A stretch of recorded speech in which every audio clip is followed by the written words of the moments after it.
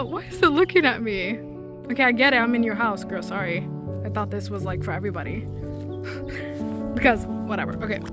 What I want to say, if I start running, it's because the deers are like literally right over there, and the mom too is close by. So anyways, what I wanted to say is I've learned something recently and I wanted to share with you guys. So when you think about your ideal self, when you think about your dream life, don't see it as a character, don't see it as a separate person. It is you.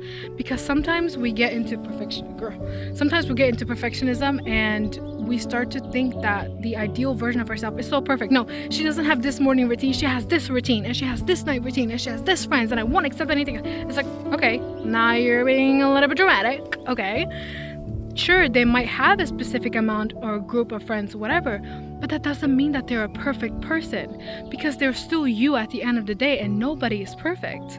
What you define as perfect might be built upon what people have told you should be. So remove that and let that go. And also, when you think about your ideal life, when you think about your ideal career, when you think about the life that you're meant to live, that you know in your heart, this is what you've been dreaming of, this is what you have envisioned ever since you were little, don't think it's just a simple desire or a simple want or something like that. Let me tell you something. A human desire is like you wanting a burger. Okay, that's a human desire. Oh, you're just a little hungry, you just want a burger. Fine, that's a human desire. You knowing what you're meant to do for work, you knowing, no, I'm meant to be there, I'm meant to be seen and heard, I'm meant to be a singer, I'm meant to be an artist, I'm meant to do this, I'm meant to travel for work and enjoy my life every single day, getting paid to exist. That is a reminder, that is a knowing, a reminder from your future self, not a desire.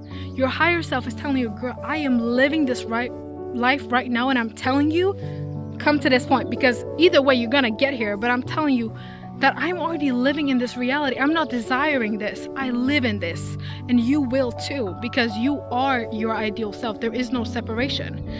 Imagine this. Imagine if you could tell your past self like how to get to where you are right now. Would that make you separate from your past self? No.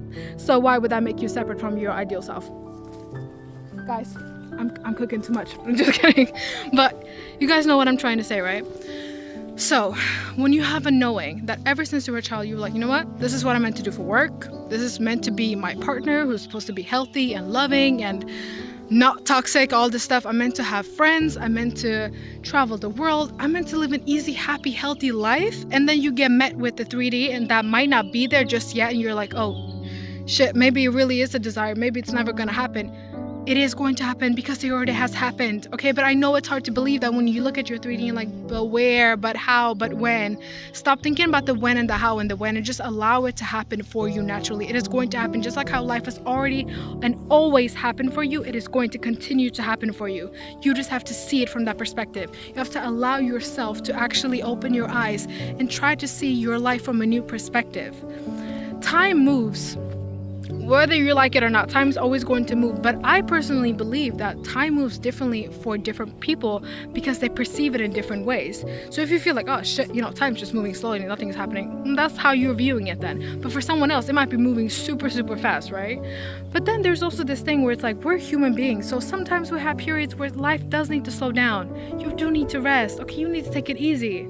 Things are meant to be hard for you, but I know that when we grow up with, people and maybe your parents, grandparents, whatever, talking about, no, you're meant to work this much, you have to work hard, hustle culture, and you can't have a free day, and you don't have to, all that chatter, right? It makes you think that, oh, you're right, so maybe I should take these limitations and put them in here, and then, no. What you're meant to do is take those limitations out, throw them out, prove them wrong by telling yourself that you've had this knowing ever since you were a child, that you know what, this is what I'm meant to do, this is who I am, and I won't back down. But you know what you need? Just a little extra advice. You need a little bit of oomph. You need a little bit of power. You need a little bit of determination. I swear to God, it's not about locking in, it's about having determination. Like when you know that you're meant to live a certain life, you won't accept anything else. It's like that line from the movie where she says like, Pearl, she says like, I won't accept a life I do not deserve, period. Okay? Like, you just have to, okay, that deer is looking at me again. You just have to be determined and lock in on the fact. But the thing is, I don't even want to say locked in because I don't know, okay? I don't know about that word because it's like you can be locked in, but still acknowledge what's happening around you. I'm like, you know what? I see that this is my 3D right now, but I'm okay because I know it's not permanent, because I know it is changing, is evolving, and it's making its way for my highest self, all this stuff. You can just tell yourself that all you need is a little bit of faith in yourself. You just need faith in you. You need faith in you. And if you believe in universe or in God, spirit guides, angels, believe that they are going to help you.